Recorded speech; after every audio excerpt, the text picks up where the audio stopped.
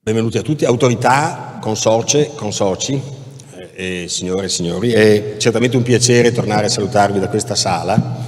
La sala Palazzo Ducale, come sapete, è stata la nostra casa per più di 50 anni nell'Ottocento e in qualche modo questa sala, che è particolarmente bella, vorrebbe forse ricordare non solo le nostre origini, ma anche un po' la nostra vocazione. Questa è una sala che era sia destinata ad eventi culturali che a eventi fortemente politici.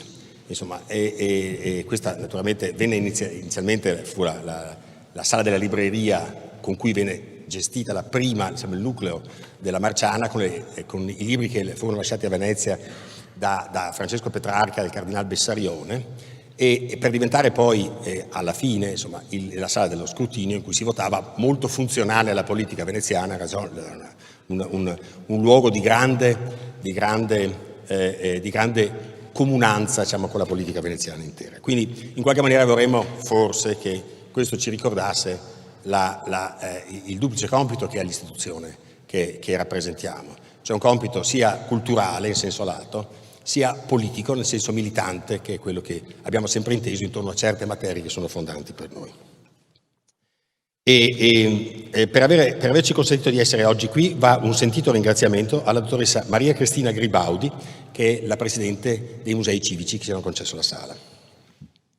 Con questa adunanza solenne si chiude il 185esimo anno accademico dell'Istituto e volevo solo dirvi appunto come è organizzata la relazione, che ha una parte istituzionale, cioè la missione di nuovi soci naturalmente, prima la commemorazione dei soci scomparsi, poi abbiamo il conferimento di premi, che è una cerimonia altrettanto importante, e alla fine alcune considerazioni di conclusione che riguardano le attività dell'Istituto, dei quali darò naturalmente, mi scuso fin da adesso, una sintesi. La ragione vera per cui la relazione deve essere breve è perché a mezzogiorno parte la marangona e se sta parlando il nostro relatore non si sente più nulla per tutto il tempo dello scampanio. A parte quello, anche per non affliggervi con una descrizione. Certamente la lista completa dei ringraziamenti e certamente la descrizione di tutte le attività che si sono svolte durante l'anno compariranno nella versione che di tradizione da più di 100 anni, 150 anni,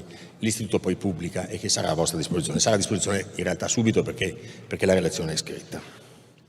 Quindi quello che il mio compito oggi è di presentarvi un bilancio che mi piacerebbe definire un bilancio di missione, un bilancio etico e un bilancio culturale nell'anno che si chiude.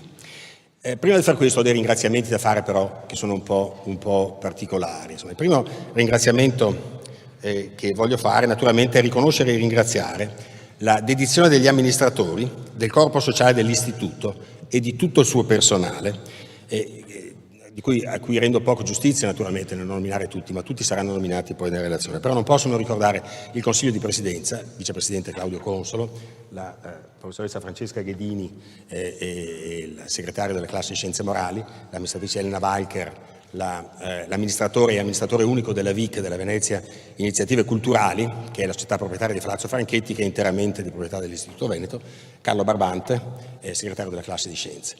E questo va detto in primo luogo. Naturalmente va la gratitudine mia e di tutto l'Istituto per il grande impegno, per la dedizione. Voi sapete che l'Istituto è un'operazione complicata da gestire naturalmente, che ha una ventina di dipendenti, che vive del suo, quindi la dedizione non può che essere riconosciuta e incoraggiata, eccetera. Però voglio anche ringraziare i soci per le molte attività a cui si dedicano, pro bono naturalmente, che sono attività, quelle probabilmente culturali, la relazione di memoria, la preparazione, la partecipazione attiva, eccetera, ma anche ruoli istituzionali, come per esempio i revisori dei conti, che vanno in questi casi ringraziati, eccetera. Spesso consoci e consoci hanno fornito preziose e gratuite consulenze di carattere professionali, per le quali è opportuno un ringraziamento solenne. Irritualmente, però, è irrituale anche la natura del ringraziamento che devo fare un ringraziamento in particolare al consocio Alberto Rizzi, che ha donato all'Istituto, vi prego di battere il che ha donato all'Istituto casa sua, un patrimonio immobiliare importante e con tutte le opere d'arte che ha collezionato per una vita, e di questo gli siamo veramente grati. Grazie allora Alberto a nome di tutto l'Istituto. Vi pregherei di alzarvi in piedi perché abbiamo un compito istituzionale importante. Voglio ricordare i soci scomparsi, e che è sempre il primo compito che è di tradizione in queste occasioni nella relazione del Presidente, il pensiero grato e affettuoso ai soci che ci hanno lasciato nell'ultimo periodo, ricordandone il magistero e il contributo che hanno dato alla cultura del nostro Paese. Ci hanno lasciato Giuseppe Ricceri, ordinario di geotecnica nell'Università di Padova, effettivo dal 2009, mancato il 3 luglio del 2002. Giorgio Cian, emerito di diritto civile nell'Università di Padova, effettivo dal 2002, mancato il 7 agosto del 2022.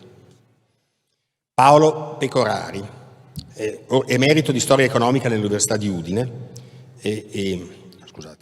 effettivo dal 2007, mancato l'11 settembre del 2022.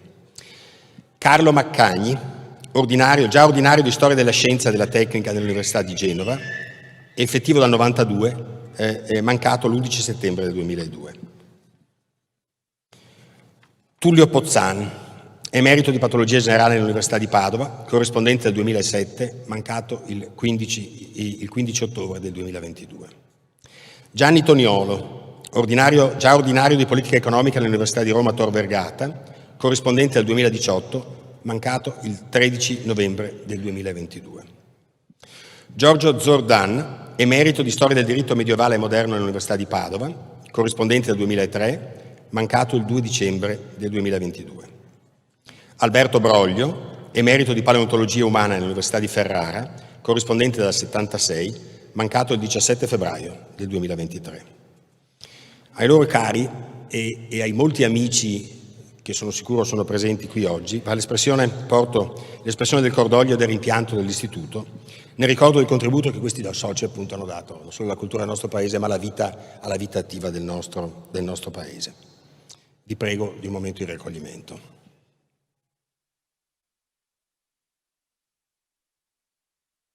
Vi ringrazio, potete sedervi.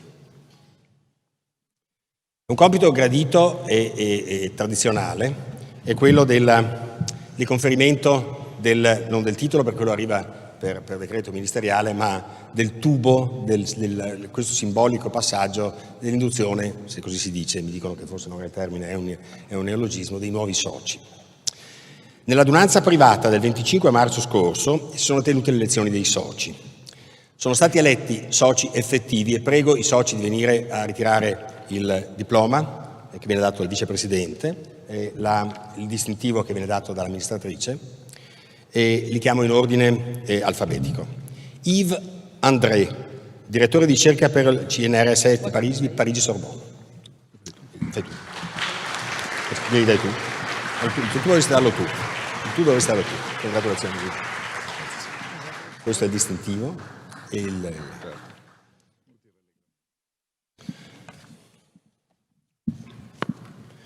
Maurizio Prato, ordinario di chimica organica all'Università di Trieste.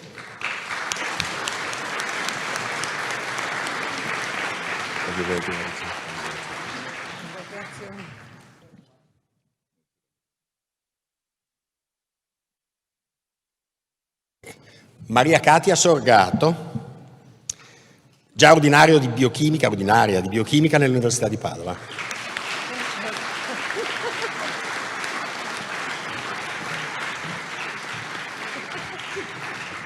Che gioia, che gioia. Questo e te lo dai vicepresidente. Fai attenzione perché è sempre la sala di scrutinio è pericolosa per questo. Pier Mario Vescovo, ordinario di storia del teatro nell'Università Ca' Foscari di Venezia. Complimenti per me.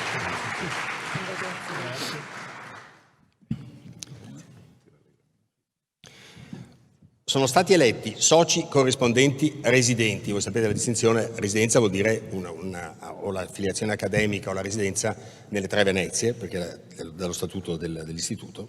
Quindi sono soci e corrispondenti residenti Marcella Bonchio, ordinaria di chimica organica nell'Università di Padova. Ah, scusa, il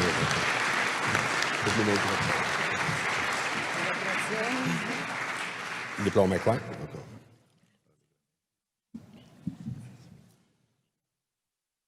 Renato Brunetta, presidente del CNEL, ma per noi ordinario di economia del lavoro nell'Università di Roma Tor Vergata. Congratulazioni Renato.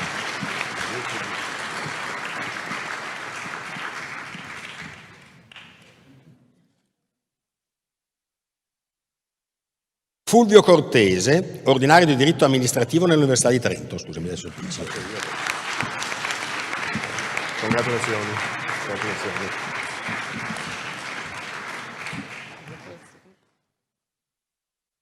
Il diploma, la fotografia. Ferruccio Feruglio, già ordinario di fisica teorica nell'Università di Padova. Come mi direi, ma sei in pensione? Sembri un ragazzo. La fisica fa bene, il tuo diploma, benvenuto. E il distintivo. Giuro che non l'avrei detto. Però.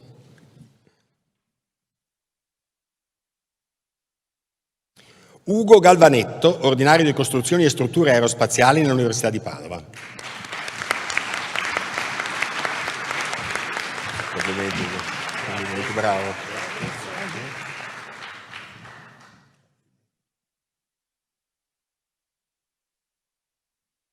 Maria Berica Rasotto, ordinaria di anatomia comparata e citologia nell'Università di Padova.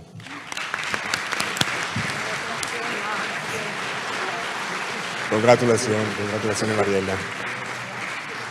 Hai anche il diploma, la cimice. Francesca Rohr, ordinaria di storia romana nell'Università Ca' Foscari di Venezia.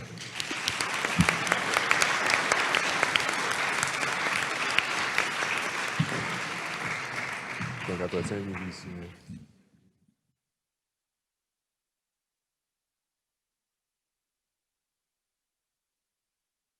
Marco Sgarbi, ordinario di storia della filosofia nell'Università Ca' Foscari di Venezia.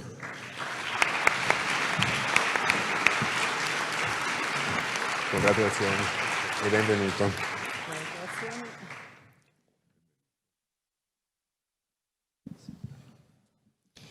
Elena Svalduz, professore associato di storia dell'architettura nell'Università di Padova.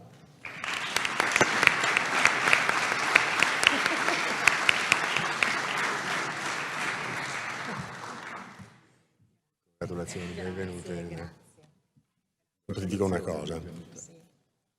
Anche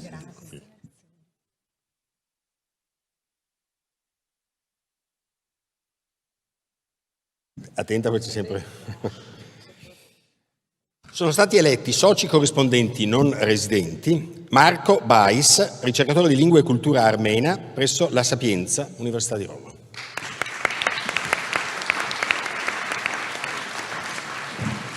Congratulazioni, benvenuto. Grazie.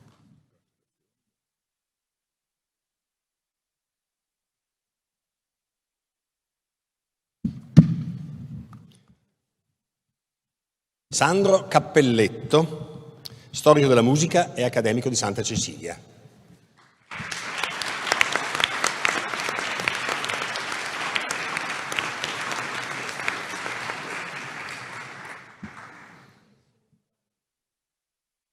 Piacere. Benvenuto e congratulazioni. Grazie. Ah sì, ci contiamo. No, attento. Qui, dobbiamo fare una foto e anche una foto per. Grazie ancora. Sono stati eletti soci stranieri Christian Chopin, ricercatore. Chiedo scusa. Ah no, ho saltato uno, vi chiedo scusa. È tipico. No, fermi. Ho sbagliato riga. Tocca Giuseppe De Nicolao, ordinario di automatica nell'Università di Pavia. Ti chiedo scusa. Grazie, benvenuto. Devi segnarsi questa roba qua. Del genere. Fatto? Ah, buon, perfetto. Grazie. Aurelio Gentili, emerito di diritto civile nell'Università di Roma 3.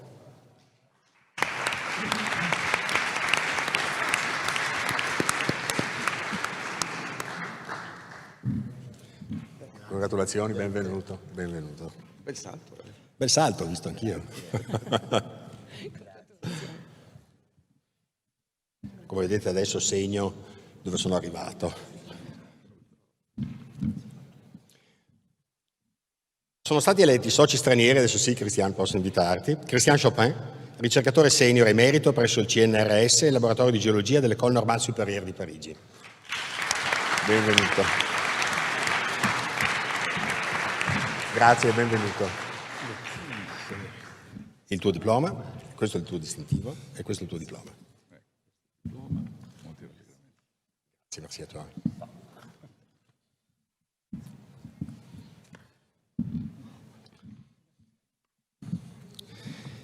Stefan Grundmann, ordinario di diritto privato transnazionale all'Istituto Universitario Europeo di Firenze e ordinario di diritto privato e commerciale all'Università Humboldt di Berlino.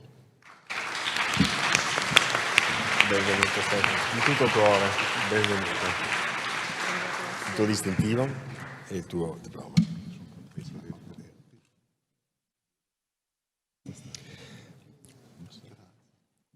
Voglio nominarlo, credo non sia qui oggi, Pierluigi Nicotera, direttore scientifico e CEO di DZNE, il Centro Nazionale delle Malattie Neurodegenerative in Germania.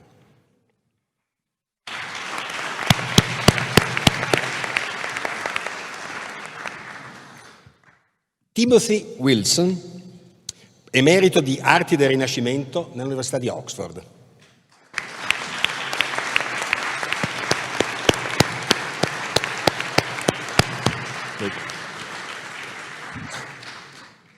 Grazie, benvenuto, welcome to l'Istituto.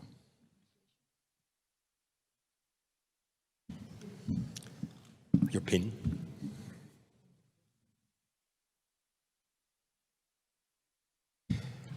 Manuela Zaccolo, ordinaria di biologia cellulare nell'Università di Oxford.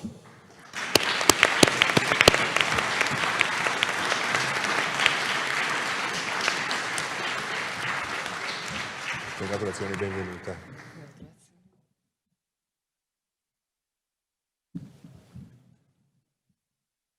È stata infine eletta socia onoraria, non può essere con noi oggi, Fabiola Gianotti, fisico di ricerca e direttore generale del CERN.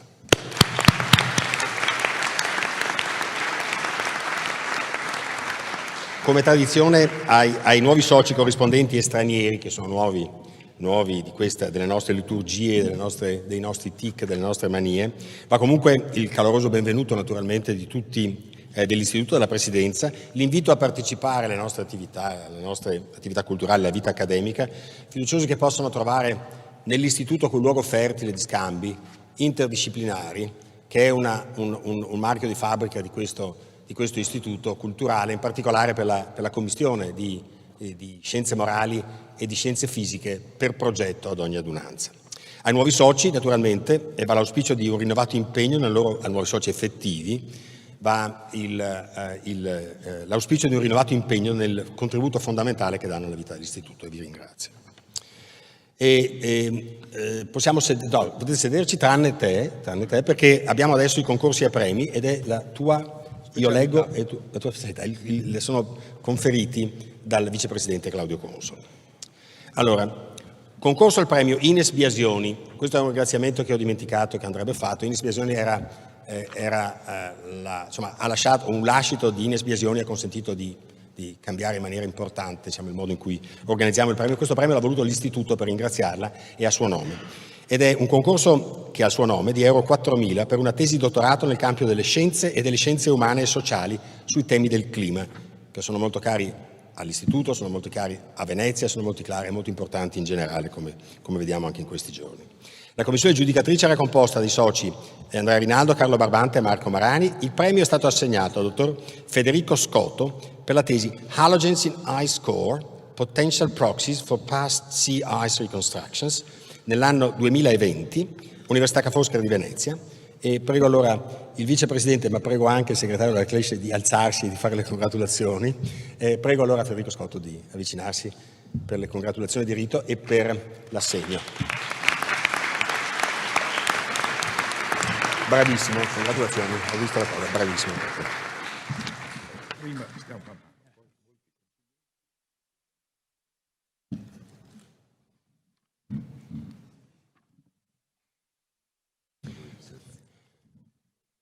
Questo che attribuiamo adesso è un concorso importante per noi, è il concorso al premio Mario Bonsembiante di euro 5.000 per tesi di dottorato su argomenti nel campo alimentare e o nutrizionale. E la commissione giudicatrice era composta dai soci Gian Antonio Danieli, Gerolamo Lanfranchi e Katia Sorgato. Il premio è stato assegnato al dottor Zeno Guardini per la tesi Photosynthetic Antenna Complexes e Structure Function Investigation on Light Harvesting and Photoprotection del 2022 dell'Università di Studi di Verona.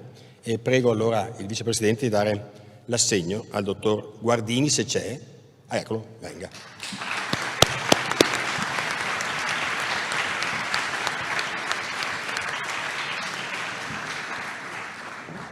Congratulazioni.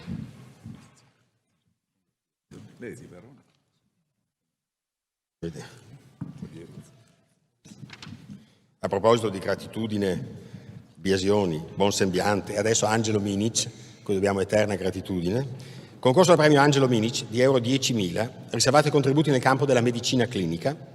La commissione giudicatrice era composta dai soci Paolo Bernardi, Donato Nitti e Giampiero Semezzato.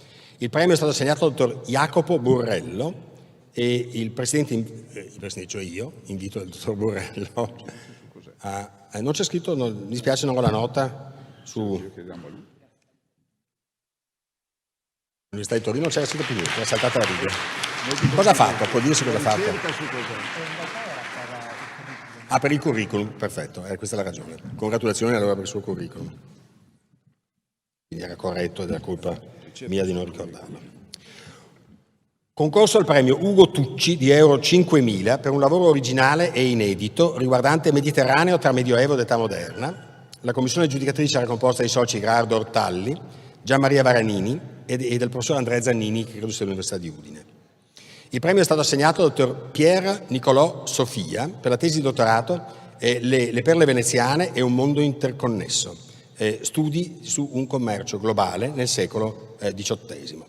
Del 2022, Université Côte d'Azur, e prego allora il vicepresidente di premiare Pier Nicolò Sofia.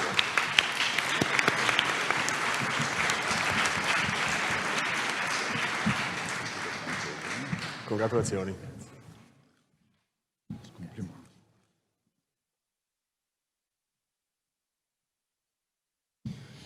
Non sono presenti in sala, però vanno menzionati per tradizione e anche per gratitudine i vincitori dei seguenti premi. Concorso al premio Guerrino Lenarduzzi. Lenarduzzi è un premio antico e consolidato che da molti anni l'istituto dà. Ines Biasioni, di cui vi parlavo prima, era la moglie di Lenarduzzi.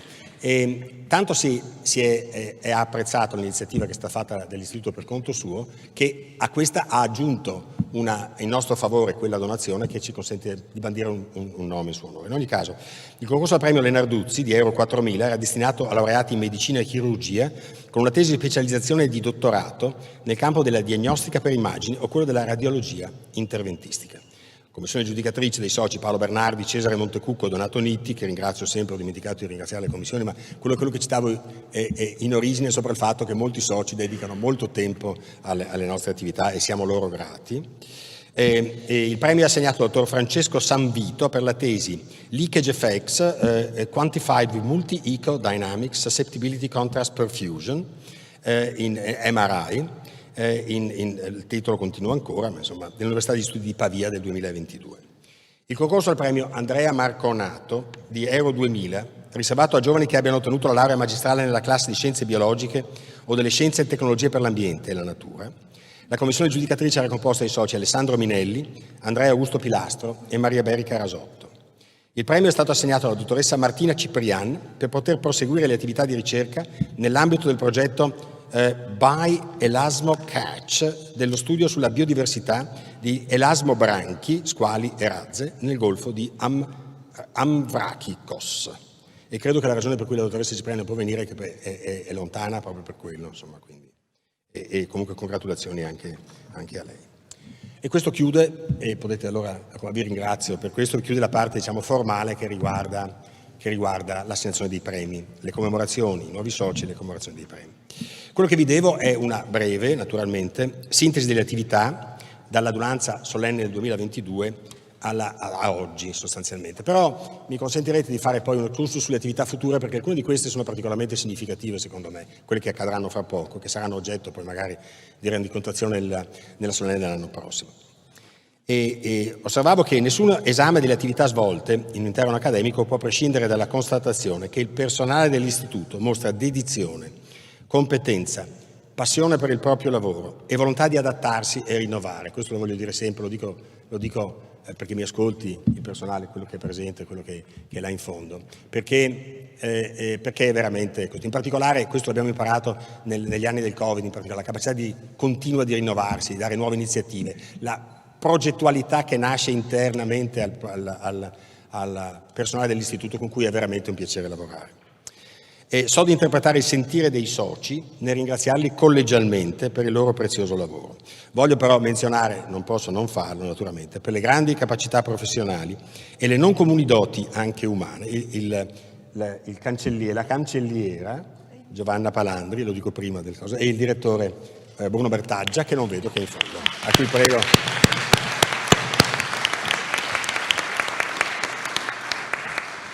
Con i quali è un onore e un piacere lavorare. Quali sono le novità nella vita dell'istituto? Nessuna, per tradizione. Cioè il modo di operare dell'istituto è sempre lo stesso. L'obiettivo che l'istituto si propone per le sue attività è sempre quello di essere un riferimento culturale, nazionale e internazionale in alcune discipline, non certamente in tutte. Quelle per le quali esistono una vocazione, esiste tradizione ed esistono fonti originali, perché non dimentichiamo, ne parlerò dopo brevemente, l'intensa attività archivistica che svolgiamo all'interno del nostro operare. Quindi non facciamo tutto, però quel compito che è della disseminazione della scienza, quel compito del mettere insieme culture diverse, quel compito anche di fare attività di ricerca vera e propria, quella legata agli archivi, questo non cambia, è sempre quello, è da 150 anni il nostro mantra. Naturalmente per contenere la lunghezza di queste cose la relazione poi riporterà tutte le attività accademiche che, come immaginate, è una litania lunghissima, però ne scelgo alcune perché hanno un significato particolare per noi. Allora, le adunanze, non vi do conto, c'è tutta la descrizione completa naturalmente, oltre che è quella che noi chiameremmo la ordinaria attività accademica. Ma l'organizzazione di convegni di studio, scuole post laurea, conferenze anche internazionali, mostre, attività editoriale, conservazione e valorizzazione del patrimonio sono i caratteri di cui noi ci occupiamo.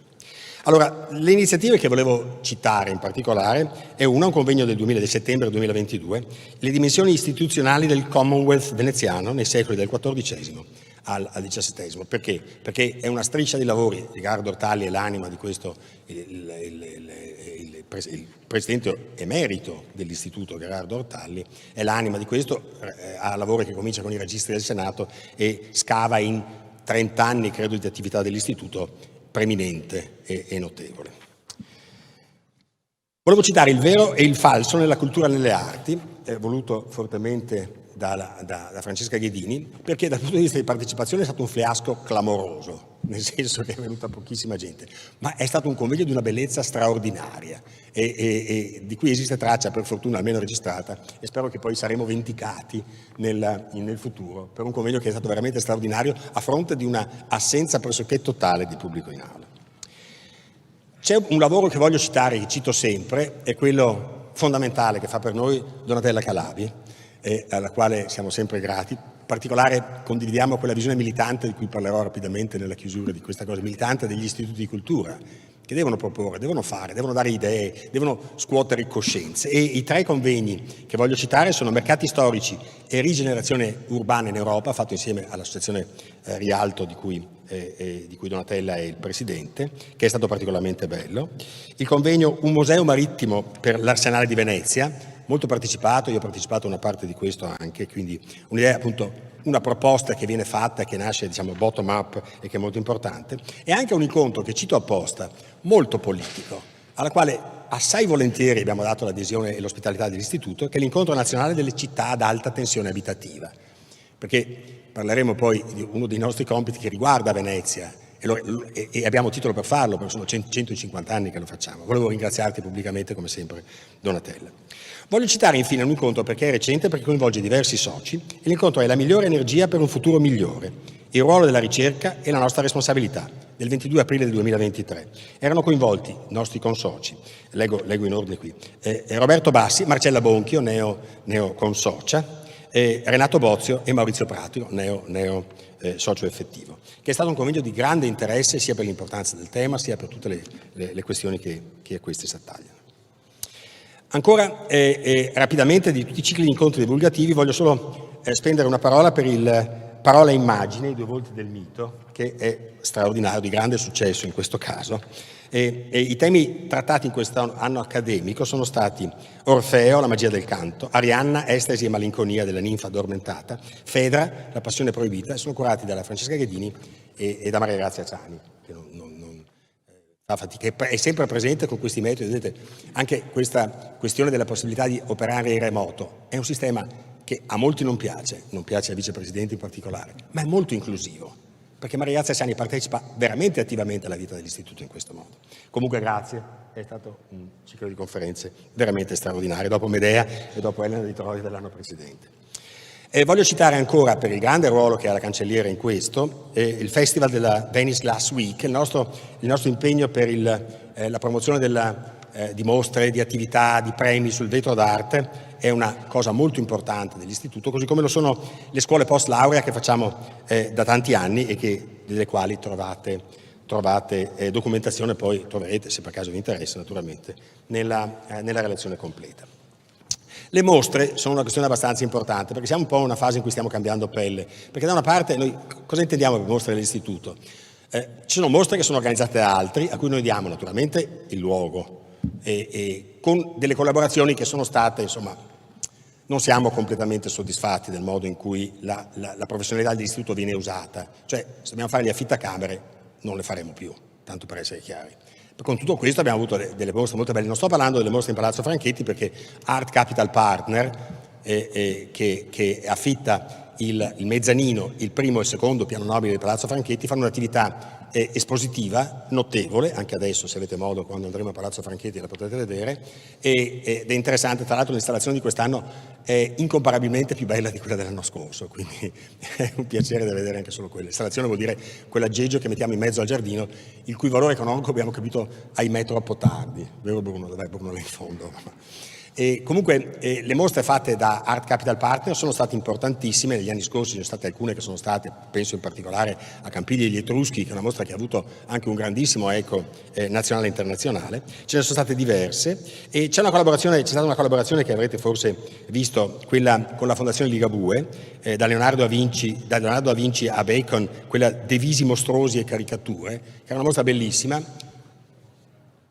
Quanto al coinvolgimento reale dell'Istituto abbiamo delle riserve, eccetera. Però quello che vorrei dire, lo dico adesso perché mi sembra che sia sensato, relativamente alle mostre future, vorrei parlare in particolare di sostenibilità, e lo dico perché c'è il consocio Renato Brunetta con noi, il tema è questo. Allora, a partire dal 1° di ottobre, dovrei averlo qua, eccolo qua, in collaborazione con la Fondazione Venezia Capitale Mondiale della Sostenibilità, di cui il professor Brunetta è presidente, come evento della Biennale di Sostenibilità che comincia adesso, viene organizzata una mostra dall'Istituto, in istituto al piano terra, che si intitola Venezia e la scienza, 2 secoli di sostenibilità. Questo è un tema importante perché noi serve per parlare dell'Istituto, del contributo che ha dato, ma guardando lontano sostanzialmente. Quindi un racconto di come durante 2 secoli di storia il progresso scientifico e tecnologico ha cercato di porsi a servizio della città, perché questo ha sempre fatto l'Istituto, e perché non rimanesse esclusa dal processo di modernizzazione senza perdere al tempo stesso le sue caratteristiche e le sue peculiarità. Io credo sarà una mostra molto bella che invito tutti a vedere fin da oggi, spero che abbia una grande partecipazione in cui è anche coinvolta una parte che vi rappresenta. Volevo dirlo in queste condizioni, in questa occasione, oltre alle attività di mostra dell'anno prossimo naturalmente, che sono quelle che riguardano il vetro in particolare, e anche una mostra interessante in collaborazione con Linea d'Acqua, che è la mostra di Italico Brass, che è un rampollo di una famiglia illustre veneziana. L'avvocato Brass è stato un famoso avvocato, il fratello è regista, e questo Italico Brass dicono che è un bravissimo pittore. Io confesso faccio l'idraulico, poi la mia ignoranza crassa in questa materia. C'era una mostra di cui l'Istituto è proprio partner in questo caso, perché abbiamo voluto farla insieme a Linea d'Acqua, quindi speriamo che questa sarà un successo, come mi auguro. Volevo spendere ancora un minuto. No, sono perfettamente in orario per ora. Non dovete mai, dovete sempre preoccuparvi del fatto che io perda il senso del tempo. Volevo parlare degli archivi e i servizi di studio, perché questo sì è una cosa importante, perché questa in realtà è un'attività in cui facciamo vera e propria ricerca, la ricerca sulle fonti che noi possediamo e che sono particolari. E quindi da una parte, e ringrazio il dottor Carlo Urbani, naturalmente il nostro archivista, che è un personaggio che peraltro ha un dottorato di ricerca, quindi è proprio deputato a fare questi lavori, li fa benissimo, che ha operato circa 5.000 inventari della biblioteca nell'anno che si chiude quest'oggi. In particolare, dove veramente l'archivistica diventa fondamentale per noi è con l'archivio luzzatiano. Tra l'altro siamo diventati, se non sbaglio Giovanna, il riferimento per l'ABI, perché ci sono resi conto che Luzzati, personaggio straordinario, come politico, come economista, come persona di grande visione, eccetera, ha lasciato il suo archivio per intero all'Istituto, e credo che l'Unione Bancaria Italiana non abbia archivio proprio, quindi siamo il riferimento a questi. Il dottor Sella è venuto e questo rapporto è andato a buon fine. Patuelli, si chiama, ti chiedo scusa. Voglio anche ricordare la collaborazione che si è instaurata, in particolare con il Museo Galileo, con l'Istituto del Museo di Storia della Scienza di Firenze, per quel bellissimo progetto che si chiama Teca Favaro, perché questo riguarda Antonio Favaro, nostro presidente, è stato uno scienziato, un grande studioso di Galileo, il cui molto materiale d'archivio veramente originale l'abbiamo noi, quindi in questa fruttuosa collaborazione è stata organizzata questa teca, quindi teca vuol dire digitale, vuol dire l'esposizione digitale di documenti che non viaggiano dall'Istituto, ma nel quale il ruolo dell'Istituto è centrale. Anche questa è una collaborazione che è molto importante. E ecco, c'è una cosa che volevo dire che è abbastanza importante, il fatto che non devono essere gli istituti culturali polverosi senza nessuno. Si è popolato l'istituto da quando, in una collaborazione con l'Università Ca' Foscari, abbiamo aperto dei tirocinanti e a dei giovani che partecipano a questo. Questo ha immediatamente riempito di vita anche l'archivio, in particolare per temi relativi al riordino delle carte di Carlo Anti, il rettore di cui abbiamo parlato in diverse circostanze, che è stato un personaggio di grandissimo spessore culturale, e un'attività importantissima che diventerà importante in prospettiva è il riordino dell'archivio di Augusto Ghetti, idraulico, illustre, già presidente dell'Istituto in 2 mandati, in particolare per la parte dell'archivio che riguarda il Vaillant. A novembre avremo i 60 anni di questa occorrenza e in qualche modo faremo, ma soprattutto è diventato importante perché le carte Ghetti sono diventate fondamentali anche per una certa revisione che a nostro giudizio deve essere fatta serenamente adesso su quello che accade veramente in quelle circostanze. Le carte le parlano abbastanza chiaramente. Quindi in questo l'Istituto ha un ruolo attivo di ricerca vera, cioè ricerca sulle fonti, che è originale. Volevo solo citare, per affetto anche personale, il fatto che la biblioteca di Marina Magrini, mancata prematuramente, ha deciso di donare all'Istituto il fondo della sua famiglia, che è una famiglia che aveva tante ramificazioni, come si chiamava? Bizio si chiamava lo zio? E un archivio importantissimo, eccetera, e l'ha ereditato questa Dominique Naubert, che è una nipote velista, che ha lasciato tutto all'Istituto, quindi questa è una cosa che catalogheremo e faremo con cura. Abbiamo l'archivio Aloisi, naturalmente, quello lo sapevate già, e da poco abbiamo l'archivio di Franco e Franca Basaglia per il fondo delle carte di entrambi i protagonisti della riforma della psichiatria italiana. Quindi questa è una parte importante. Volevo solo segnalare perché questo è rilevante la vita dell'istituto, perché in realtà la raccomandazione con cui che faccio mia dei nostri archivisti, in particolare del dottor Urbani, è quella che noi auspichiamo che in un futuro prossimo si possano aprire collaborazioni anche con istituzioni accademiche affini all'istituto, custodi di inestimabili patrimoni archivistici, dentro i quali si racchiude una parte tanto importante della storia d'Italia. Allora ci sono diverse iniziative, anche naturalmente facilitate dall'informatica, dall'intelligenza artificiale, che consentono di fare rete, e intendiamo appunto promuovere e incoraggiare le attività archivistiche dell'istituto, nei quali, ripeto, c'è una fonte di ricerca originale che è nostra propria, che lo è da più di 100 anni. Vi risparmio naturalmente l'attività editoriale tutta. Un'altra cosa che volevo dirvi ancora, perché riconosce il ruolo che il personale ha avuto nello sviluppo delle nostre attività. Parlo della Polifora, che i soci ben conoscono, che è il periodico online dell'Istituto Veneto, che esce con cadenza mensile, allegato alla newsletter che viene mandato ai soci, e viene diffuso anche attraverso, io non riesco a forzarmi a dire social, proprio non riesco. Insomma, in quei canali che voi sapete viene pubblicizzato anche lì, naturalmente questo rivela una generazione che ahimè è passata. Perché lo dico? Perché questa è un'iniziativa interamente autogenerata, cioè il personale che ha deciso nei tempi della pandemia di occuparsi con una proposta completamente proattiva, completamente sua, della quale siamo orgogliosi. Il risultato è sotto gli occhi di tutti, è bellissimo, di questo do credito alla cancelliera, ma al personale tutto naturalmente, che ripeto questo. Quindi la politica è pensata per favorire naturalmente una consultazione agile, che sia, diciamo, di tipo moderno, eccetera, e mi sembra che il successo sia importantissimo. Dei corsi di formazione non vi parlo, degli interventi di restauro sì, perché vedrete molte impalcature intorno a Palazzo Loredan. Teniamo buona cura del Palazzo Loredan, che è nel demanio dello Stato, a noi incomodato perpetuo, e teniamo buona cura anche per una ragione importante, se lo sapete, i soci lo sanno, ne abbiamo parlato diverse volte in radunanza. Lo facciamo anche come in-kind contributions con l'Istituto Veneto del Restauro, che ospitiamo in casa Minic. Scontiamo loro l'affitto, loro fanno operazioni di restauro, che è una soluzione di grande, secondo me, nel senso che il restauro è bellissimo, queste pietre che stanno rinascendo, se ne vede, comincia a vedere un po' una parte importante di quel nome meraviglioso che Ida Santisi aveva trovato, progetto di restauro conservativo dei fronti esterni del registro inferiore di Palazzo Loredano, vuol dire i pezzi di marmo che sono stati. Abbiamo fatto l'anno scorso la porta, vi ricordate? Abbiamo restaurato, in questo caso volevo anche ringraziarli con la Michael Werner Gallery, che ci ha dato un contributo importante, il restauro conservativo delle 4 porte intarsiate settecentesche della sala della Polifora a Palazzo Franchetti. Quindi cerchiamo facciamo iniziative di restauro conservativo a ben tenere i beni che ci sono stati affidati dai maggiori che ci hanno preceduto, e lo facciamo cercando naturalmente, da buoni amministratori, siamo amministrati in maniera magnifica, naturalmente cerchiamo di farlo con scambi merci intelligenti, secondo me, e mi pare un po' una questione importante.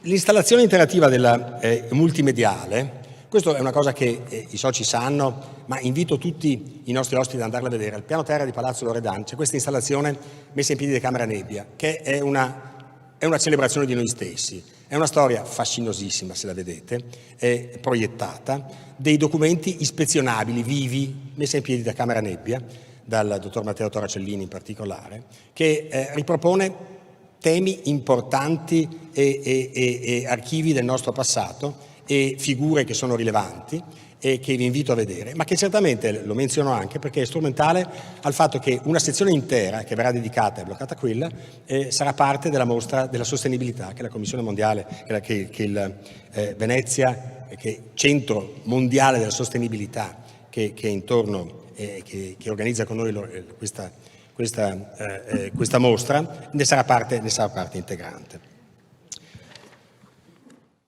Ecco, una cosa importante, dico solo il fatto, non i magnifici responsabili, è il fatto che le adunanze hanno preso vita da quando i soci danno queste presentazioni ai soci, che sono chiamate non relativamente, come si faceva una volta, a materiale che viene pubblicato negli atti dell'istituto, che hanno funzioni completamente diverse, tra l'altro con una divergenza fondamentale fra la classe di scienze morali e la classe di scienze fisiche.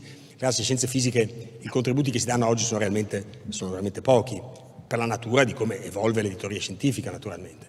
Beh, queste presentazioni di soci sono molto apprezzate, sono molto interessanti, hanno visto viva e vitale anche la vita delle adunanze, e questo appunto ringrazio tutti i molti soci e i molti invitati che hanno dato i contributi nel 2003, sono una quindicina, una ventina addirittura. Non vi do notizie delle prossime attività perché vi ho dato quella relativa alla Fondazione Venezia Capitale Mondiale della Sostenibilità, perché era importante. Le altre attività che avremo riguarderanno il vetro come ogni anno, e sto avvicinandomi rapidamente alle conclusioni di questa presentazione. Una nota che io chiamerei ripensare Venezia, perché i consorzi sanno, e forse anche chi ha partecipato l'anno scorso, che quello che abbiamo imparato dal sesto assessment dell'International Panel for Climate Change, di cui parte importante è il consorzio Thomas Stocker, che è qui con noi oggi, hanno presentato nei loro studi regionali, hanno mostrato gli scenari di quello che accadrà fra 100 anni nell'innalzamento a medio del mare nel paraggio di Venezia, quello rilevante alla vita della città. E certamente, ad una visione laica, in nessun caso ideologica, appare evidente che il metro in più di medio mare che dobbiamo aspettarci è un problema assolutamente significativo per la vera vita, per la fabbrica della città. E lo è anche nelle condizioni in cui l'esistenza delle barriere a marea, che pure proteggono anche fra 100 anni da eventi eccezionali, di fatto, con un sistema di regolazione come quello attuale, dovrebbero essere chiuse 260 volte all'anno, stravolgendo la vita, l'inesistenza e la possibilità di una qualunque significativa attività portuale, la natura dell'ecosistema della città, e in mancanza di questo la perdita della fabbrica della città vera e propria, che non può resistere ad un metro di medio mare in più. Allora, è chiaro che c'è bisogno di idee diverse, ed è un fatto intergenerazionale, nel senso che non riguarda certamente me, non riguarda molti di noi, quasi tutti noi, perché parliamo fra 2 generazioni di questo. E quello che abbiamo imparato dall'esperienza di salvaguardia che ha riguardato Venezia in questi anni, ci sono voluti 60 anni per fare un'opera importantissima come il Mose, ma non particolarmente 30 per farlo, ma 60 dal 66 però, Renato. Cioè da 60 anni, dal momento in cui si è cominciato a parlarne, a creare il sentire comune che portava all'opera, sono 60 anni. 60 anni non li abbiamo. E in questo caso non è che la protezione da eventi eccezionali, rapidi, ad andare ed andarsene. Questo è un fenomeno cronico che non possiamo aspettare che succeda perché questo venga fatto. Allora l'idea è quella, e molti soci lo sanno, è quella che l'Istituto vorrebbe promuovere entro la fine dell'anno una consultazione internazionale del tipo di quelle che organizzano gli urbanisti in tutto il mondo. E questa consultazione internazionale vorrebbe dare non una soluzione di un problema, ma un insieme di visioni di una Venezia viva e vitale fra 100 anni. 100 anni, intendiamoci, dobbiamo semplificare il linguaggio della scienza, perché la probabilità, i dubbi, i mercanti di dubbi che dicono ma non sarà così, ma non sarà colà. La realtà è che se non sono 100 anni sono o 80 o 120, perché dobbiamo credere quello che Thomas Stocker ci dice. Ebbene, a questo punto, quello che vogliamo dire, è il momento di pensarci quando è adesso. È adesso, perché il tempo che abbiamo imparato che ci vuole per costruire questa condivisione generale sopra il fatto che ci vuole una visione radicalmente nuova e diversa di Venezia, una che guardi alla civitas metropolitana, a una Venezia viva e vitale, non a un insieme di rovine, non a Petra. Una città che prospera come è stata nel passato, la grande innovatrice, il motore di innovazione come è stata negli anni, una città compiuta, come scrive Gerardo Ortalli, copiato da molti. Ebbene, perché questo succeda, questo sentire va fatto adesso. Allora, su questo stiamo cercando di farlo, vorremmo che lo facesse l'Istituto, perché? Perché ha titolo per farlo, perché lo fa da 150 anni, perché è un ente terzo, indipendente e non produce una soluzione, vuole produrre, come usano fare gli urbanisti, 7 soluzioni, perché sia il numero magico 7 non l'ho mai capito, ma lo fanno tutti i grandi concorsi di urbanistica. Vuol dire che sono tanti abbastanza da impedire di dire al decisore che hai deciso tu cosa fare, perché è il peggior modo possibile, abbastanza però per poter ricevere materiale d'archivio che resta in deposito all'archivio dell'Istituto Veneto E questo è un punto su cui volevo farvi riflettere, che si chiude con una mostra in cui queste vengono presentate e potremo farla appunto insieme alla fondazione con cui collaboriamo, che parla del futuro di Venezia. E questo è, e con questo poi non vi annoio più a lungo, però a nostro giudizio questa è la strada giusta, non solo, ma non è una novità per noi. Nell'Ottocento i concorsi scientifici dell'istituto portavano idee meravigliose per Venezia e hanno dato materiale d'archivio con cui faremo anche una parte della mostra, che mostreremo anche nella mostra di ottobre della sostenibilità. Il progetto, per esempio, di arrivo di una ferrovia dietro San Giorgio Maggiore ha delle tavole bellissime, ci sono dei quadri che Nico Romanelli ci ha mostrato e che speriamo di poter mostrare in questa circostanza. Cioè, è nelle corde di questo istituto, e quindi io credo che questa sia quindi oltre i decenni dell'Ottocento, questa era la cosa che vi volevo dire. Allora, e quindi che cosa significa? È compos sui, questo è quello che vogliamo fare, questo è il nostro ruolo, è il ruolo militante, terzo, autorevole, coraggioso, che nulla deve a nessuno, che io credo sia nostro da molto tempo. Quindi le conclusioni rapidamente sono sorprendentemente nei tempi che mi erano dati.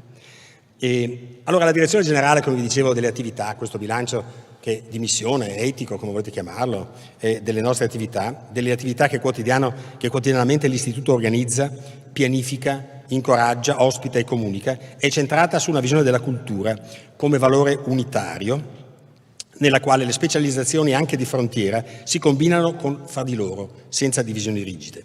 In quel clima naturale, spontaneo, di scambi interdisciplinari in cui sta l'unicità delle accademie, come scriveva l'indimenticato presidente dell'istituto Leopoldo Mazzarolli. E quindi senza confini oggi si parla di 2 culture, oggi si parla di 3 culture naturalmente, c'è un dibattito abbastanza vivace che avremo modo poi di toccare, se non in questa occasione, con Telmo Pievani, certamente più tardi, ma questo transculturalismo, che è la nostra cifra, sembrerebbe, insomma, nell'interpretazione di certi fenomeni, 3 culture diverse: la cultura della variazione, la cultura dell'esattezza sensu borges e quella dei modelli semplificati ma risolvibili, cioè della semplificazione della natura per poterla capire su modelli semplificati, che è una cosa che mi sta molto a caro, per capire più circa il mondo in cui dobbiamo adattarci, perché adattarci dobbiamo adattarci. Le disgrazie che vediamo intorno a noi in questi giorni, che cosa ci dicono? Ci dicono che abbiamo 2 alternative: mitigare o adattarci. Mitigare è nelle nostre mani? No, perché è un problema più grande di noi, più grande della Romagna, più grande del Veneto, più grande dell'Italia, dell'Europa, è un problema mondiale e a questo ci si pensa autorevolmente. Dobbiamo adattarci però, cioè trovare delle soluzioni intelligenti, e Venezia è un epitome di questo, perché dovrebbe diventare l'epitome del caso in cui l'ambiente costruito non è rilocabile, ed è questo il caso, non è il posto in cui si trasporta, si porta via, si porta da un'altra parte. E questa è la prospettiva in cui vanno inquadrate tutte le attività che vi ho descritto. Non è semplice, naturalmente, nell'anno che si chiude, gestire questa macchina meravigliosa che naturalmente, anche per la complessità del quadro locale e nazionale, potremmo parlarvi a lungo del fatto di come l'Istituto, per dei vezzi del sistema bancario, ha perduto una cifra importante, per cui anche il suo bilancio quest'anno è un esempio complicato. Ma naturalmente il nostro mandato qual è? Questo è molto importante, noi viviamo del nostro, ed è questo fondamentale rispetto a questo. Quindi spero di avervi comunicato, dalla sintesi delle iniziative, confusionarie eccetera, però certamente abbreviate, dell'anno accademico che oggi si chiude, ci parla di un'accademia che è viva e vitale.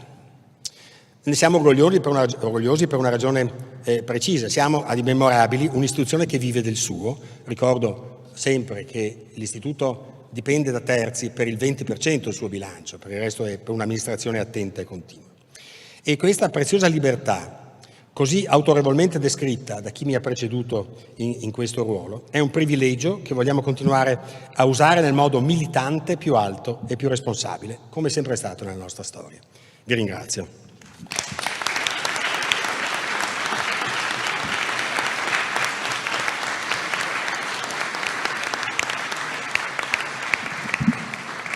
Vi ringrazio. E la lezione magistrale che conclude i nostri lavori di oggi è presentata dal consocio Telmo Pievani, di Telmo Pievani, ordinario di filosofia della scienza all'Università di Padova, che ha un titolo meraviglioso e dice: Tutti gli animali del mondo, il possibile e il reale nella grande biblioteca dell'evoluzione.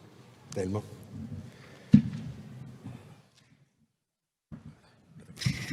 Grazie per questo invito e per questa occasione. Nel 1976 una giovane studentessa di ingegneria meccanica aerospaziale di Princeton è a Madrid per un soggiorno di ricerca. Legge la Biblioteca di Babele di Jorge Luis Borges e ha un'illuminazione. Immagina quegli scaffali sterminati pieni di libri senza senso, un'immensa cacofonia inframmezzata qua e là da qualche frase dotata di significato. Una metafora dell'universo stesso, secondo Borges. Si immedesima nel destino del bibliotecario che si aggira lì dentro, viaggiando tra gli esagoni, peregrinando, cercando il libro che contiene le risposte a tutti i misteri fondamentali dell'umanità, anche se in cuor suo sa bene che non gli basterà una vita intera per trovarlo. Le rimane scolpita in testa quella frase finale: se un eterno viaggiatore l'attraversasse in una direzione qualsiasi, constaterebbe alla fine dei secoli che gli stessi volumi si ripetono nello stesso disordine, che, ripetuto, sarebbe un ordine, l'ordine. La giovane di Pittsburgh, figlia di un fisico nucleare, ricorda allora di avere letto, negli anni precedenti su Nature, l'articolo di un noto evoluzionista, John Maynard Smith, che aveva fantasticato sull'esistenza di un'analoga enorme libreria, piena non di libri, ma di proteine, i mattoni degli esseri viventi che vengono sintetizzati a partire dai geni. Considerando che le proteine sono composte da 20 lettere, gli aminoacidi, e che mediamente la loro sequenza è lunga circa 500 aminoacidi, risulta che la biblioteca di Babele di tutte le proteine possibili conterrebbe il numero astronomico, ma pur sempre finito, di 20 alla 500 combinazioni, più di tutte le particelle dell'universo. La sola regola è che non devono esserci due proteine identiche, proprio come nella biblioteca di Babele, cito, non vi sono due soli libri identici. Come in quella interminabile sequenza di gallerie di Borges, la gran parte delle sequenze sono rumore, non fanno nulla. Raramente se ne trova una che abbia un senso in qualche scaffale di una remota regione, una cioè che l'evoluzione ha selezionato perché svolge una funzione utile per una delle specie di esseri viventi che popolano la Terra. Comunque, per le proteine della biblioteca ci sono molti più modi per essere insignificanti piuttosto che per essere utili a qualcosa. Non può esserci speranza di trovare una strada nella sterminata biblioteca delle proteine, proprio come nella biblioteca illimitata e periodica di Borges. O almeno così sembra. Nel 1994 un filosofo della mente, Daniel Dennett, aveva escogitato una biblioteca non meno interessante e disorientante, quella che raccoglie tutti i possibili genomi, cioè tutte le possibili combinazioni delle basi nucleotidiche del DNA. La chiamò la biblioteca di Mendel, un'anticipazione dell'idea che abbiamo oggi del pangenoma universale. Le basi nucleotidiche sono come 4 lettere che vanno a comporre le lunghissime sequenze. Nella biblioteca di Babele i simboli ortografici, ricordate, sono 25, 22 lettere d'alfabeto più virgole, spazi e punti. Per il resto, la biblioteca di Mendel e quella di Borges funzionano nello stesso modo. È quasi tutto rumore casuale e sequenze ripetute. Natura informe e caotica di quasi tutti i libri, scrive Borges, ma ogni tanto compare una frase plausibile, con un inizio e una fine, oppure un intero paragrafo che galleggia in mezzo al disordine, proprio come quel libro che in Borges è un mero labirinto di lettere, ma l'ultima pagina dice «O tempo, le tue piramidi». Quelle frasi sensate, quelle righe ragionevoli sono, sappiamo, i geni, che poi dialogano tra loro attraverso altre sequenze regolatrici, generando una giungla intricatissima di connessioni. Ogni genoma è un magazzino preziosissimo di informazioni, in gran parte sconosciute, che emergono da, per dirla con Borges, leghe di insensate cacofonie, di farragini verbali e di incoerenze. Il nostro DNA è lungo circa 3 miliardi di lettere. A paragone, in ogni galleria della biblioteca di Borges ci sono libri che contengono 104 milioni e 960 mila lettere. Quel che importa per la nostra storia qui è che il DNA a tutti gli effetti è un linguaggio. Ha un alfabeto di 4 lettere, una grammatica, un lessico e una semantica. Quindi, sorprendentemente, la biblioteca di Mendel è un sottoinsieme della biblioteca di Borges. Come tale, ne rispetta tutte le regole. Dentro la biblioteca di Mendel ci sono i libri a base di DNA per far nascere le creature più meravigliose. Alcune sono realmente esistite in passato e ora sono estinte. Altre, pochissime, sono quelle che vivono oggi e moltissime altre ancora sono quelle che avrebbero potuto esistere ma non sono mai comparse nell'evoluzione. I comparti della biblioteca di Mendel sono splendidi, c'è la galleria esagonale di tutte le conchiglie possibili, la galleria di tutti i volatori possibili, la galleria dei nani e la galleria dei giganti e così via. C'è anche una sala di tutte le creature che non sono mai esistite ma che sono comparse in sogno almeno una volta a qualcuno, disse Borges. Comunque sia, la grande maggioranza della biblioteca di Mendel è fatta di libri genomi che nessuno ha mai letto, perché darebbero origine a creature impossibili, informi, assurde. Come disse una volta Richard Dawkins, nell'evoluzione ci sono molti più modi per essere morti o non vivi che per essere vivi. Alcuni anni fa, un gruppo di zoologi e paleontologi e paleobiologi della University of West Georgia, del Dartmouth College di Hanover in New Hampshire e dell'Università di Bristol e di Bath, guidato da Philip Donoghue a Bristol, ha avuto un'idea visionaria e assai borghesiana. Hanno immaginato uno spazio multidimensionale immenso nel quale inserire centinaia di caratteri tipici dei piani corporei di tutti gli animali. Ogni carattere è una dimensione in questa biblioteca e ogni punto dentro questo spazio gigantesco è una possibile combinazione di caratteri, cioè un animale potenziale. Si tratta quindi del vastissimo spazio delle forme possibili, si chiama morfospazio, lo spazio matematico delle forme corporee che rappresenta la disparità nei metazoi, negli animali attuali e passati. Questa è la biblioteca di Babele degli animali, di tutti gli animali che possiamo immaginare. I piani corporei o body plans sono insiemi di caratteristiche strutturali di base, le simmetrie del corpo di un animale, i segmenti, gli arti, le appendici, eccetera, eccetera, che definiscono un gruppo di animali che hanno avuto un antenato comune. Le differenze di grana grossa, tra questi piani corporei, in termini di complessità, struttura, numero di parti, dimensioni e così via, rappresentano la disparità tra le forme. Gli scienziati, capeggiati da Donoghue, hanno quindi inserito dentro il morfospazio tutti gli animali che esistono per davvero oggi. E quindi immaginate tanti puntini sparsi qua e là e ogni tanto una nuvola di puntini tutti addensati. Quelli sono gli animali reali. Gli autori hanno completato sostanzialmente una grande mappatura dei caratteri che misurano la disparità dei piani corporei degli animali che esistono oggi sulla Terra. Pensate, 1800 caratteri hanno mappato, alcuni tipici dei taxa considerati, altri condivisi tra più taxa. Caratteri che rappresentano tutti gli aspetti della morfologia, dal livello cellulare a quello dello sviluppo, a quello sessuale, le anatomie scheletriche, le parti molli e così via. La matrice dei caratteri è stata poi applicata ai principali gruppi di animali che esistono, cioè su 212 taxa distribuiti in 34 fila, con tutte le comparazioni e l'analisi delle distanze. In pratica hanno passato al setaccio tutti i piani corporei animali fondamentali. Come gruppo di controllo hanno scelto animali così primitivi, poriferi e placozoi, ma non voglio farla troppo tecnica. Fatto sta che la mappa di queste relazioni tra i caratteri ha misurato sia la disparità interna a ciascuno di questi fila, sia la disparità tra i fila diversi. E risulta che il morfospazio reale è dominato, questo lo sapevamo già, da 5 fila molto con grande disparità: gli artropodi, gli anellidi, gli echinodermi, i molluschi e i cordati come noi. Poi Donoghue e i colleghi hanno messo dentro la biblioteca, questo non era mai stato fatto, anche tutti gli animali estinti, che sono il 99% e passa degli animali conosciuti da quando hanno iniziato a diversificarsi sulla Terra. E quindi immaginate tanti altri puntini adesso dentro il morfospazio, tante altre nuvolette di animali, cioè di combinazioni di tratti che sono comparsi sulla Terra.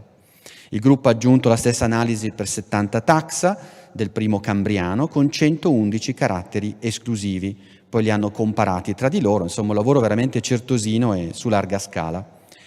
Sovrapponendo a questo punto il morfospazio degli animali attuali con quello fossile, si scoprono alcuni indizi molto importanti per l'evoluzione. Anche se era stata sovrastimata, per la maggioranza dei fila animali la massima disparità era già presente nel Cambriano, cioè all'inizio della diversificazione degli animali, a conferma dell'ipotesi di un'esplosione iniziale delle forme animali avanzata tanti anni fa dal paleontologo Stephen Jay Gould, nonché dai paleobiologi James Valentine e Douglas Irwin.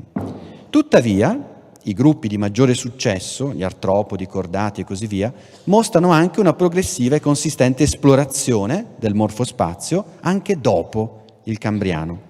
Quindi il calcolo totale dice che la disparità complessiva è comunque cresciuta nell'ultimo 500 miliardi di anni. Poi ci sono le convergenze evolutive, cioè quando gli animali non strettamente imparentati sviluppano adattamenti analoghi a causa di pressioni ambientali simili. In questo caso trovate i puntini che si sovrappongono anche se non c'è una cuginanza, una parentela stretta. E poi si scopre che tempo dopo, nel tardo devoniano, gli adattamenti alla terraferma, prima di piante e insetti, poi dei tetrapodi, furono un grande motore di ulteriore disparità, soprattutto negli anfibi, nei rettili e negli uccelli e nei mammiferi. Non si pensi però che questa crescita della disparità possa far tornare in auge la vecchia idea del progresso evolutivo. La storia naturale degli animali non procede necessariamente dal primitivo al complesso. All'inizio vi fu un'esuberanza di sperimentazioni strutturali, né da abbozzi di adattamenti a ottimizzazioni funzionali, né da poche ramificazioni di base all'inizio a fronde intricate di derivazioni evolutive dopo. L'evoluzione non è una marcia di progresso, ma un'esplorazione di possibilità dentro la grande biblioteca della vita. Lo spazio delle forme animali possibili fu dunque occupato per una sua parte rapidamente in modo punteggiato all'inizio dell'evoluzione dei metazoi nel Cambriano, mentre per un'altra parte fu raggiunto gradualmente nel corso della storia naturale successiva. Entrambi i processi comunque non sembrano aver riempito, e questo è il punto, il morfospazio in modo omogeneo. E qui si apre un altro interessante enigma evoluzionistico legato alla diversificazione degli animali che ci interessa in particolare in questa storia. Il risultato, infatti, aggiungendo le specie viventi a quelle estinte, assomiglia a una gruviera disomogenea, zone più dense, zone rarefatte, immense regioni disabitate. La mappa di tutti gli animali del mondo è piena di buchi. Come mai?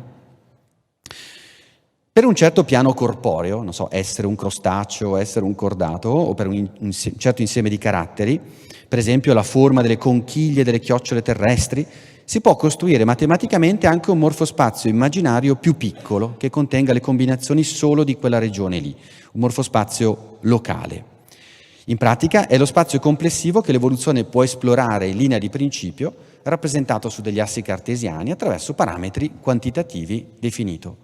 A questo punto si confronta di nuovo questo spazio ideale con la realtà, cioè con le forme dei piani corporei reali assunti durante l'evoluzione.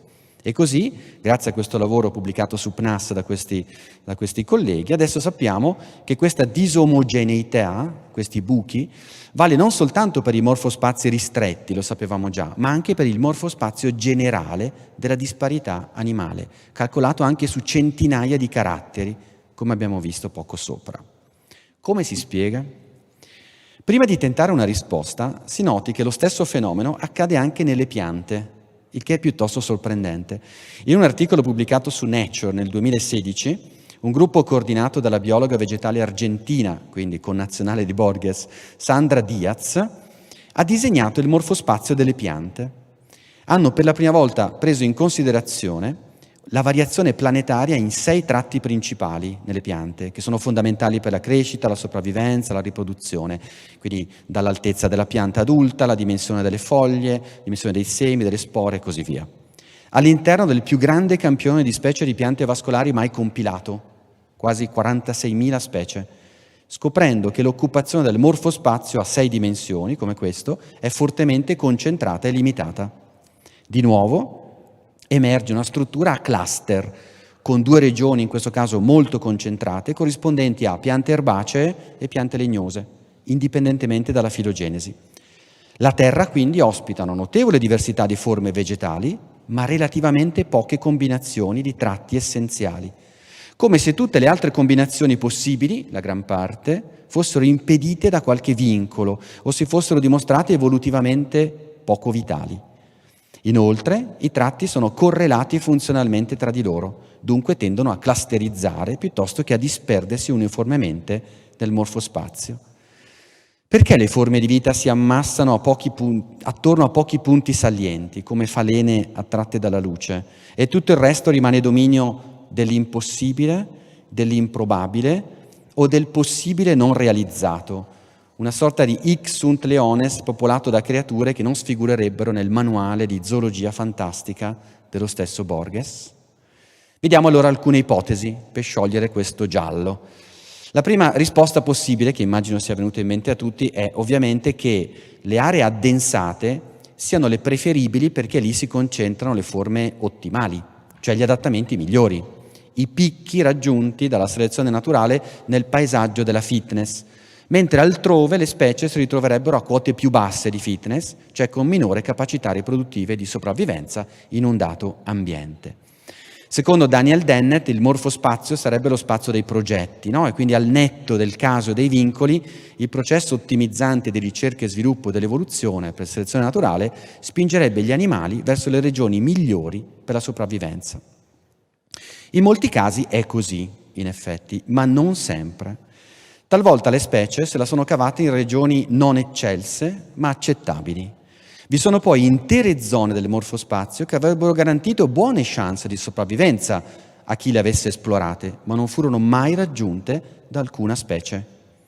Possiamo allora ipotizzare che nessun animale abbia mai adottato quelle soluzioni a causa di vincoli genetici, strutturali o di sviluppo che ne precludevano l'accesso. Oppure, terza ipotesi, dobbiamo accettare l'idea che la contingenza storica non abbia finora mai fatto arrivare nessuno da quelle parti. Il percorso di mutazioni genetiche giuste, che garantirebbero quella di arrivare lì, potrebbero casualmente non essersi mai realizzate, rendendo incompleta e lacunosa l'esplorazione del morfospazio. Quest'ultimo comunque è sempre più grande rispetto ai limiti raggiunti dalle specie realmente evolutesi fin qui dalla nascita della vita sulla Terra. Soltanto un piccolo sottoinsieme dell'universo dei possibili body plans sembra essersi effettivamente realizzato. Sembra di sentir riecheggiare l'adagio che William Shakespeare fa pronunciare ad Amleto: ci sono più cose in cielo e in terra, Orazio, di quante tu ne possa sognare nella tua filosofia.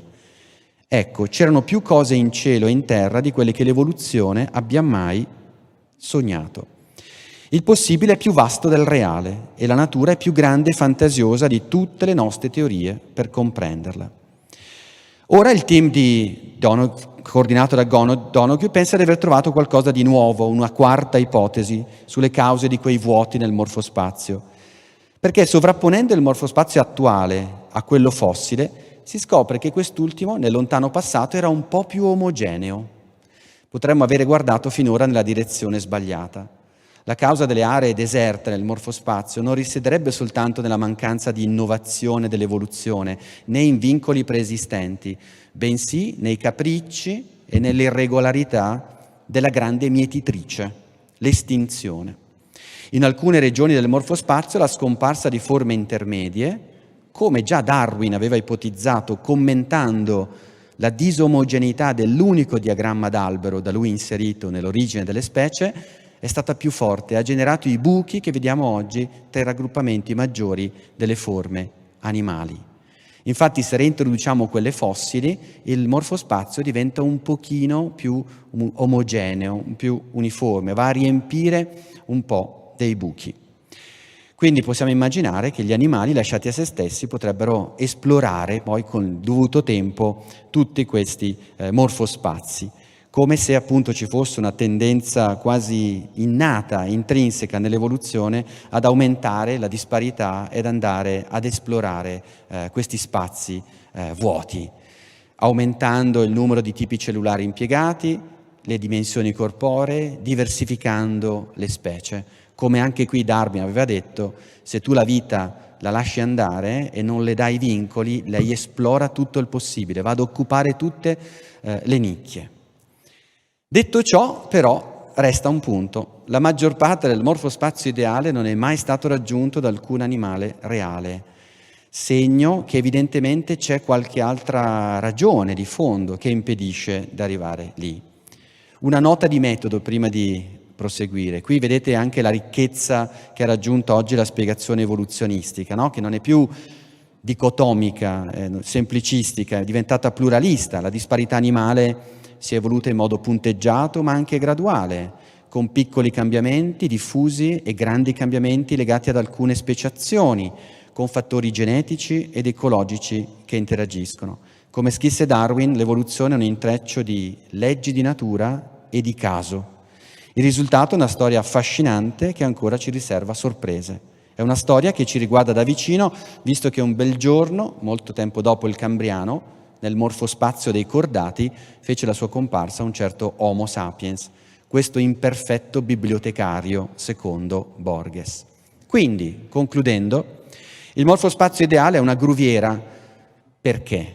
Perché contiene vincoli e regole sottostanti o anche perché la storia evolutiva non ha ancora esplorato ampie zone della biblioteca? La questione resta aperta. L'unico assioma che distingue la biblioteca di Babele di Borges da quella dei genomi, delle proteine, degli animali è che tutte queste non esistono ab eterno come la biblioteca borghesiana. Forse la contingenza della storia non è mai arrivata da quelle parti, l'evoluzione ha navigato nella biblioteca degli animali ma ha lasciato il segno di una lumaca ubriaca, altra metafora borghesiana. Non si capisce da dove veniva e non si capisce dove va. O forse in quelle zone si vive peggio. Non lo sa nessuno, o meglio, non lo sapeva nessuno prima che arrivasse una giovane studentessa che a Madrid nel 1976 aveva letto Borges. Si chiama Frances Arnold, è stata ospite del nostro istituto qui a Venezia e leggendo il realismo magico del poeta argentino ha avuto un'idea: viaggiare nella grande biblioteca delle proteine, proprio come fa l'evoluzione. Anche lei, come a suo tempo Darwin, si lascia ispirare dal modello della selezione artificiale, selezionare gli incroci per fare emergere caratteristiche desiderate nelle piante e negli animali. Solo che con la domesticazione ci vogliono generazioni, con le proteine si fa prima. Parte da sequenze note di enzimi, le proteine che catalizzano reazioni chimiche, e introduce una mutazione nei geni che le codificano. Così esplora l'insieme degli enzimi potenziali che differiscono per una sola mutazione rispetto all'originale. Proprio come nella biblioteca di Babele di Borges ci sono, leggo, i facsimili imperfetti, cioè opere che non differiscono che per una lettera o per una virgola dall'originale. Quindi Moby Dick c'è nella biblioteca di Babele, insieme a milioni di versioni di Moby Dick che differiscono per un unico errore tipografico, cioè per una singola mutazione. Quasi 40 anni fa un biologo teorico che anticipò l'idea di morfospazio, Stuart Kauffman, coniò un'espressione a mio avviso bellissima: il possibile adiacente, cioè l'insieme delle forme, delle combinazioni che ancora non esistono, ma a cui si accede attraverso un singolo cambiamento evolutivo sulle forme esistenti. Un'esplorazione passo passo che assomiglia al bricolage evolutivo, no? Perché oggi abbiamo tante strutture che si sono evolute e che contengono in potenza la possibilità di essere riutilizzate, riadattate, rifunzionalizzate in nuove situazioni. Come abbiamo scoperto di recente anche con i geni de novo molto importanti nell'evoluzione umana. Il morfospazio naturalmente è un'astrazione, ma che senso ha nella scienza immaginare mondi ideali che non esistono per spiegare la realtà? Per rispondere potremmo citare gli esperimenti mentali così cari a Galileo ed Einstein, potremmo richiamare il valore delle simulazioni, appunto, delle anticipazioni predittive di entità non ancora osservate, dal bosone di Higgs alle onde gravitazionali. Ma preferisco che a rispondere sia Italo Calvino, di cui quest'anno ricorre il centenario della nascita. Nel Conte di Montecristo, l'abate Faria e Edmond Dantès sono rinchiusi nella fortezza di If, lo ricorderete, a largo di Marsiglia. Il primo cerca di evadere per via empirica, per tentativi ed errori, scava cunicoli in continuazione, cerca i punti deboli nella terribile struttura carceraria, ma si perde. Il secondo parte dal presupposto contrario. Scrive Calvino: esiste una fortezza perfetta dalla quale non si può evadere. Solo se nella progettazione o costruzione della fortezza reale è stato commesso un errore o una dimenticanza, l'evasione sarà possibile.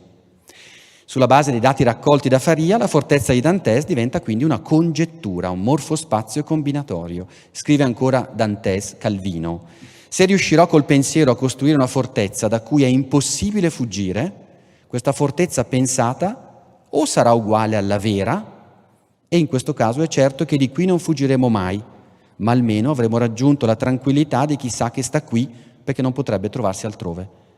Se invece questa fortezza sarà una fortezza dalla quale la fuga è ancora impossibile, ancora più impossibile che di qui, allora è segno che qui una possibilità di fuga esiste.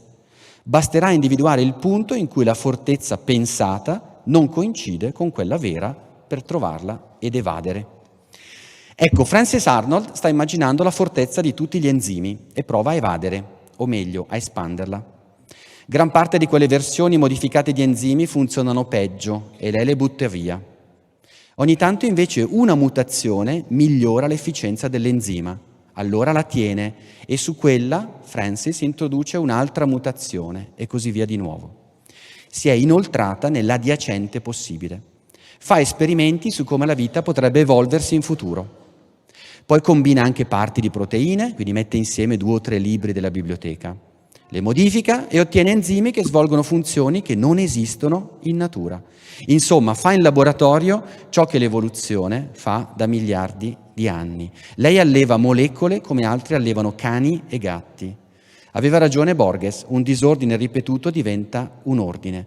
La dimostrazione di Arnold è molto elegante, non si può ottenerla con gli animali purtroppo.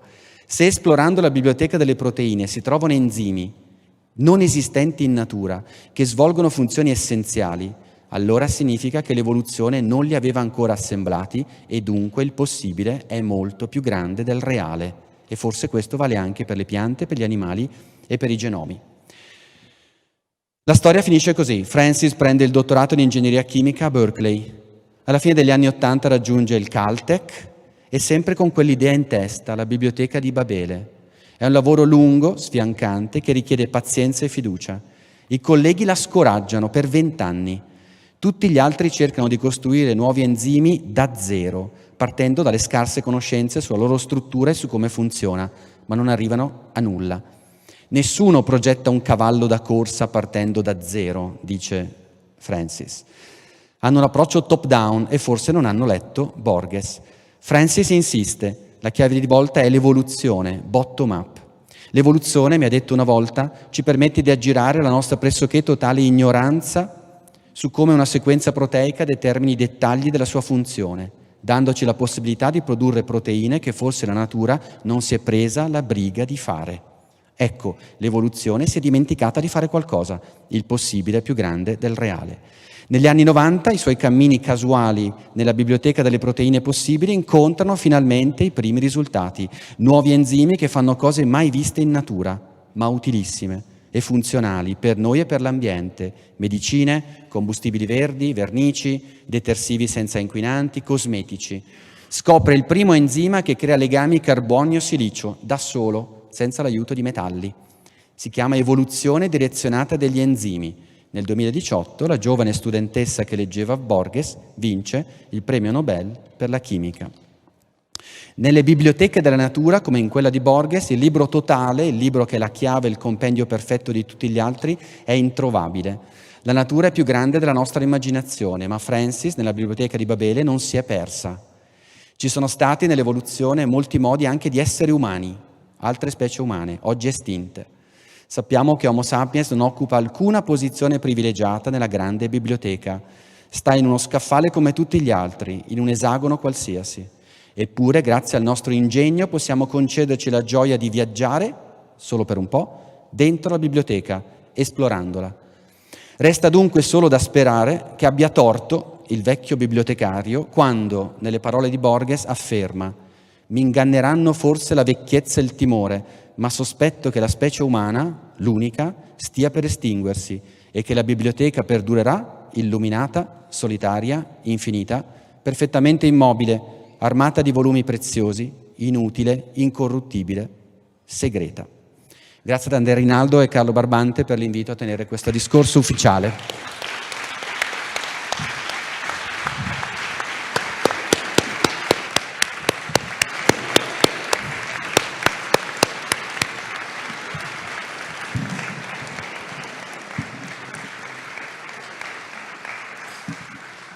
Grazie a te Telmo per questa straordinaria lezione magistrale di cui parleremo a lungo e su cui penseremo a lungo. Ti ringrazio ancora una volta. Grazie, abbiamo finito le nostre funzioni per oggi. L'Istituto vi aspetta tutti a Palazzo Franchetti. Grazie, arrivederci.